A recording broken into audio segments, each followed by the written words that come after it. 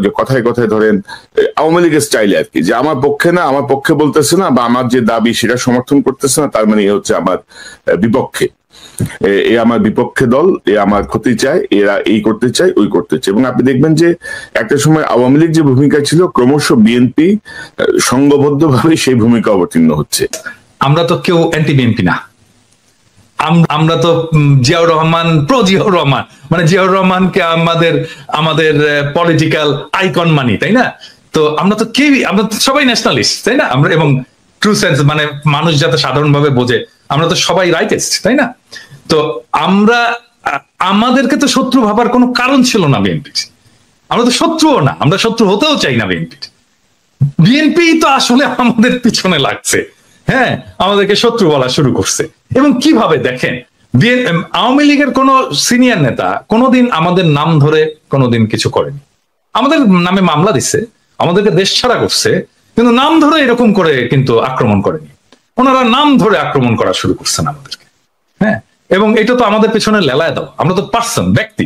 এবং ধরেন মির্জা ফখরুল যখন বলে কুতুব দাঁড়ায় গেছে সোশ্যাল মিডিয়ায় কিছু কুতুব, ওনারা কোথায় নিয়ে যেতে চান দেশকে আমরা জানি না। ওনারা জানবেন না কেন? উনি জানবেন না কেন? আমরা জানি না মানে আমরা কোথায় নিয়ে যেতে দেশকে? আমি বলছি সবসময়, আমরা বাংলাদেশে ভারতীয় আধিপত্যবাদ চাই না, আমরা বাংলাদেশে আওয়ামী পুনর্বাসন চাই না, আমরা বাংলাদেশে একটা সাম্যের সমাজ চাই, একটা ইনসাফের রাষ্ট্র চাই। চারটা সিম্পল জিনিস মির্জা ফখরুল ভাই, আপনি জানেন না কেন? আপনারাই বাধা হয়ে দাঁড়ায় আছেন আমাদের সামনে, আমাদের স্বপ্নের সামনে, মানুষের স্বপ্নের সামনে। এবং আপনারা জানতে হবে আমরা এটা চাই। এবং আমরা আমাদের মনে করার কারণ আছে, আমাদের মনে করার ক্রেডিবল কারণ আছে যে আপনারা আওয়ামী লীগকে পুনর্বাসিত করতে চান। কেন চান সেই প্রসঙ্গে আসবো যদি আলোচনার সুযোগ থাকে। 2 নাম্বার, আপনারা ভারতের সাথে একটা নেগোসিয়েশন করেছেন, এটা আমাদের মনে করার ক্রেডিবল কারণ আছে। হ্যাঁ, এই জিনিসগুলোকে ক্লিয়ার করতে হবে আপনাদের কাছে। হ্যাঁ, আপনারা যে আলাপ করেন, আপনারা সবার সাথে আলাপ করেন, অমুক রাজনৈতিক দলের সাথে আলাপ করেন, তমুক রাজনৈতিক দলের সাথে, সুশীল সমাজের সাথে আলাপ করেন, কেন আমাদের সাথে আলাপ করতে পারেন না? কেন পিনাকি ইলিয়াস, কনক সারোয়ারের সাথে কথা বলতে পারেন না? আপনারা মিটিং করতে পারেন না? করার দরকার আছে না? মানে আমরা পিপলস ভয়েস রিপ্রেজেন্ট করি না? আমাদের সাথে কথা বলেন না কেন? মানে আপনারা 31 দফা দিলেন, ধরেন 31 দফা দিলেন, 31 দফা তো এটা আপনার দলের দফা। তো আমরা তো সেই সময় তো আপনাদের সাথে এলাই ছিলাম, আমরা তো একসাথে লড়াই করতেছি, আন্দোলন করতেছি, আমাদেরকে দেখাইছেন। আমিও তো ডাক্তার, আমাকে তো দেখাইতে পারতেন যে ভাই 31 দফায় যে চিকিৎসা সংক্রান্ত যে জিনিসটা আছে, দাদা একটু দেখেন তো এটা ঠিক আছে কিনা। হ্যাঁ, দেখাতে পারতেন তো, তাইলে তো আমাদের পার্টিসিপেশন থাকতো, আমরা ওন করতাম আপনার 31 দফাকে। কনক স্যার আপনি ওন করতেন, ইলিয়াস তুমি ওন করতা, তো আমাদেরকে ওন করার সুযোগ দিলেন না তো। আমি একই জিনিস বলবো আমি জামাতকেও, একই জিনিস বলবো জামাতকেও।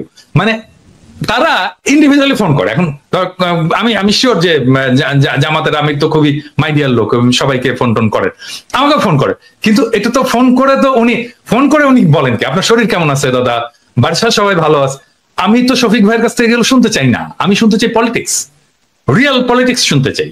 হ্যাঁ, ব্যক্তিগত সম্পর্ক আপনার সাথে থাকবে, মানে আমরা যখন রাজনীতি থেকে বিদায় নেবো, অ্যাক্টিভিজম থেকে বিদায় নেবো, তখনও থাকবে আপনাদের সাথে, সেটা অসুবিধা নেই। আমি শুনতে চাই পলিটিক্স, আপনার প্রোগ্রাম, আপনি নির্বাচনে কি মেসেজ নিয়ে যাবেন, আগামীতে আপনি ভারতের সাথে কিরকম সম্পর্ক রাখবেন, হ্যাঁ, আপনি আমেরিকার সাথে কিরকম সম্পর্ক রাখবেন, চীনের সাথে কিরকম সম্পর্ক রাখবেন, রাষ্ট্রটাকে কিভাবে গড়বেন, সংবিধানে কি কি পরিবর্তন আনবেন, মানুষের জীবনে কিভাবে, এই বাংলাদেশে যেভাবে হাসিনা যেভাবে ইসলামোফোবিয়ার চাষ করছে, এটাকে কিভাবে ফাইট করবেন, আন্তর্জাতিক ক্ষেত্রে আপনি ফিলিস্তিনের প্রশ্নে কি স্ট্যান্ড নেবেন, আমি তো জানতে চাই।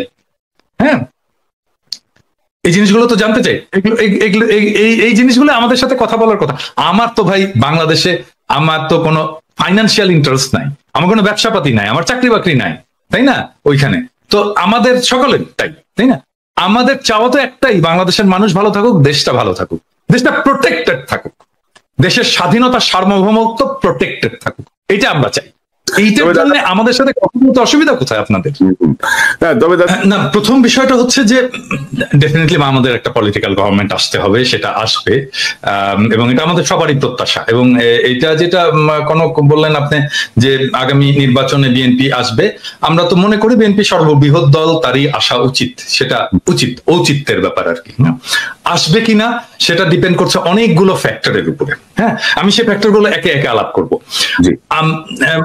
অনেকে বলে যে আমি নাকি নির্বাচন চাই না, মোটেও না। বিষয়টা হচ্ছে কি যে শেখ হাসিনা তো সমস্ত সিস্টেমটাকে ডিস্ট্রয় করেছে। হ্যাঁ, সমস্ত সিস্টেম, মানে ইলেকশন কমিশন থেকে শুরু করে জুডিশিয়ারি, প্রশাসন, পুলিশ, আর্মি, কোন ইনস্টিটিউশন, স্টেট ইনস্টিটিউশন বাকি নাই, সব ইনস্টিটিউশনকে ডিস্ট্রয় করেছে। এখন এই সিস্টেমটাকে তো ফাংশনিং করতে হবে, এটা যেন কাজ করে। হ্যাঁ, ধরা যাক যে আমি একটা সবাইকে বলি, যে বিএনপিকেও বলি, যে যেই নির্বাচন আপনারা লাস্ট হারলেন, মানে যেই নির্বাচনটা মইনু আহমেদ এবং ফখরুদ্দিনের অধীনে হলো আর কি, যে নির্বাচনে আপনারা হারলেন এবং লজ্জাজনক ভাবে হারলেন, খুবই কম আসন পেলেন, ওই নির্বাচনের যে মেকানিজম, ওই নির্বাচনের পরের যে প্রশাসন, আর্মি, সেটা কি ইনট্যাক্ট আছে নাকি তার চাইতেও প্রো ইন্ডিয়া, প্রো হাসিনা হয়েছে? আমার প্রশ্ন এটা। মানে যেই নির্বাচনে আপনারা হারলেন, যেখানে আপনারা শেখ হাসিনা ক্ষমতায় আসলো প্রথম 1/11 পরে, ওই নির্বাচনে যেই সেট আপ ছিল প্রশাসন এবং আর্মিতে, স্পেসিফিক্যালি আর্মিতে, সেই সেট আপটা কি আরো প্রো ইন্ডিয়া হয়েছে নাকি প্রো ন্যাশনালিস্ট হয়েছে? প্রো ইন্ডিয়া হয়েছে, ঠিক তো? আরো খারাপ হয়েছে। তাহলে আপনি ওই র্যাঙ্ক অ্যান্ড ফাইল এটাকে রেখে আপনাকে কিভাবে হারানো হয়েছে এটা আপনি বলেন। বিএনপি আপনাকে হারানো হয়েছে কিভাবে? খুবই কেয়ারফুলি ডিজাইন করা হয়েছে, কনস্টিটিউশন ডিজাইন করা হয়েছে, এবং এটা বিএনপিরাও স্বীকার করতে বাধ্য হবে। ওই নির্বাচনে কারচুপি হয়েছে, ওই নির্বাচনে এমন ভাবে কারচুপি করা হয়েছে যেন বিএনপি একটা লজ্জাজনক হার হয় বিএনপির।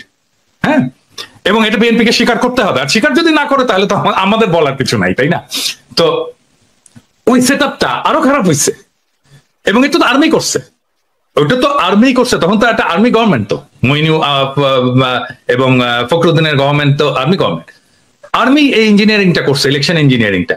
ওই আর্মিটা আরো খারাপ হয়েছে, ওর ভেতর থেকে ন্যাশনালিস্ট এলিমেন্ট আরো বাইরে চলে গেছে। এখন তো এটা মোরাললেস প্রো কি বলবো ইন্ডিয়ান আর্মি। তো এই আর্মি একটা ফেয়ার ইলেকশন দেবে? হ্যাঁ, মানে করতে দেবে? এইটা বিশ্বাস করেন? সম্ভব না, করতে দেবে না। হ্যাঁ, আমরা যদি ফেয়ার ইলেকশন হয়, আমার মনে হয় যে ধরেন এটা বিএনপির এটা বিএনপির জরিপ, ব্রেইন দেখছে তো, আমরা সবাই দেখছি। ব্রেইনের জরিপে ফেয়ার ইলেকশন হইলে মানে মানুষ বলছে যে আমরা 41% বিএনপি কে ভোট দেবে, অ্যাবসলিউট মেজরিটি হয় বিএনপি। কিন্তু আরো কিছু আছে ওইখানে। আচ্ছা, আমি বলি, আমি গতকালকে একটা পোস্ট দিছিলাম, গতকাল না পরশুদিন, যে জামাতে ইসলামের ভোট কত। জামাতে ইসলাম 300 আসনে ইলেকশন করছিল এরশাদ পড়ার পরে 91 সালে প্রথম। এখানে ভোট পেয়েছিল তারা 12.3% সম্ভবত। এবং ওই সময় যদি আমরা সমস্ত ইসলামপন্থী দলগুলোর ভোটগুলো দেখি, তাহলে আমরা দেখবো 14%-এর মতো তারা ওই ভোটটা, এবং ওই ভোটটা ভালো ভোট হয়েছিল। হ্যাঁ, এবং 14% কিন্তু একটা খুবই সিগনিফিকেন্ট নাম্বার। এখন অনেকে বলে 2%, 3% জামাতের ভোট, 4% ন। তারা সব আসনে নির্বাচন করেনি, তারা কিছু আসনে নির্বাচন করেছিল, ওইটাকে এক করে আমি ন্যাশনাল গড় করে বলি যে 3%। কিন্তু সবগুলো আসনে যখন করেছে তখন তার প্রায় 12.5%-এর মতো ভোট ছিল। বিএনপির যে জরিপ, এটাতে দেখা গেছে যে জামাতের ভোট আসবে 31%-এর মতো। এখন ধরে ছাত্রদের ভোট ওখানে কত আসবে, দেখা যাচ্ছে 5%-এর মতো ভোট আসবে। তো আমরা যদি অন্য সমস্ত ফোর্স, বিএনপির বাইরে অন্য সমস্ত ফোর্সের একটা যদি লুজ অ্যালায়েন্স হয়, তাহলে বিএনপি একটা খুবই শক্ত প্রতিদ্বন্দ্বিতার মধ্যে পড়বে। এখন বিএনপি যেটা করছে, যে ধরেন এই যে বিএনপির যারা এই অনলাইন অ্যাক্টিভিস্ট আছে তারা, বা অনলাইনে ফেসবুকে যারা লেখালেখি করে তারা গালাগালি করতেছে আমাদেরকে, সেটা আমি গাইড নেই না, কিন্তু তা তো না। মির্জা ফখরুল, মির্জা আব্বাসের মতো সিনিয়র নেতারা, তারা সোশ্যাল মিডিয়ার পিছনে লাগছে এবং কিভাবে আমাদের সাথে পাঙ্গা নেওয়া শুরু করছে। ধরেন এই পাঙ্গাটা যদি নিতে থাকে তারা কন্টিনিউয়াসলি, তাহলে তাদের অবস্থাটা কি হবে? ধরেন সোশ্যাল মিডিয়ায় যারা কাজ করে, হ্যাঁ, যারা কাজ করছে, যারা সোশ্যাল মিডিয়া একটা ইনফ্লুয়েন্স রাখতে পারে, ছোট হোক বড় হোক, অল্প হোক বেশি হোক কম হোক, একটা তো ইনফ্লুয়েন্স আছে, তো যারা রাখতে পারে, তারা যদি পুরোটা, মানে ধরা যাক, আমি এখানে ছাড়াই বলতেছি, কনক, আপনি, আমি, ইলিয়াস, আমি তো এখানে রিফিউজি হয়ে ঢুকছি। হ্যাঁ, আমার এখানে মাসে আমাকে রিফিউজি ভাতা দিত 380 ইউরো মতো। 380 ইউরো। এবং 380 ইউরোতে তো ইউরোপে তো খাওয়া দাওয়া হয় না, হ্যাঁ, খাওয়া যায় না, খাবারের ইয়ে হয় না। তো আমাকে ইয়ে করতে হতো যে আমি কিভাবে 380 ইউরোর মধ্যে খাবার আছে, খাবার ছাড়াও তো আরো কিছু, চুল কাটতে হয়, তাই না, আমাকে জামা কাপড় কিনতে হয়, এই জিনিসগুলো তো আছে। তো এই সমস্ত বাদ দিয়ে আমি চেষ্টা করতাম যে 200-250 ইউরোর মধ্যে যেন আমি খেতে পাই। সেটাও কিন্তু সম্ভব হতো না। এবং আমি কি করতাম জানেন, আমি এই যে আমরা যে সবাই জানি যে ডিপার্টমেন্টাল স্টোর গুলোতে, সুপার মার্কেটে নেয়ার এক্সপায়ারি প্রোডাক্ট গুলো খুব কম দামে রাখে আর কি, কম দামে মাংস টাংস সবজি ইত্যাদি রেখে দেয়, একটা স্পেস আছে যেখানে নেয়ার এক্সপায়ারি জিনিসটাকে খুব অল্প দামে আমি ওই জিনিসগুলো কিনে খাইছি আমি রিফিউজি লাইফে। হ্যাঁ, কেউ কোনোদিন জিজ্ঞেস করেনি যে আপনি কিভাবে আছেন, আপনি কিভাবে চল। আমাদেরকে চাঁদা তোলার যদি ওনার সামর্থ্য থাকে, চাঁদা তুলে উনি শহীদ পরিবারগুলোকে দিক, এখনো তো দিতে হয় আমাকে। মির্জা আব্বাস তো প্রথম থেকে চাঁদাবাজ। ওনার যে সম্পদ, আজকে তো ভিডিও করছে, আমি জানি না দেখছো কিনা, ওনার যে হিস্ট্রি, ওনাকে দেখাতে হবে উনি কিভাবে ব্যাংকের মালিক হইছেন। এই জন্য না যে উনি আমাদের বিরুদ্ধে বলছেন, নো, এটা প্রত্যেককেই দেখাতে হবে। মানে নির্বাচন আসুক, প্রত্যেকে নির্বাচনের যারা prominent candidate, respective of Jamaat, BNP, যে দলই হোক না কেন, সেই দলের, এমনকি এনসিপি, ছাত্রদের দল, প্রত্যেককে দেখাতে হবে যে তুমি যে নির্বাচনের খরচটা করছো, তোমার যে সম্পদ, এই সম্পদের উৎসটা কোথায়।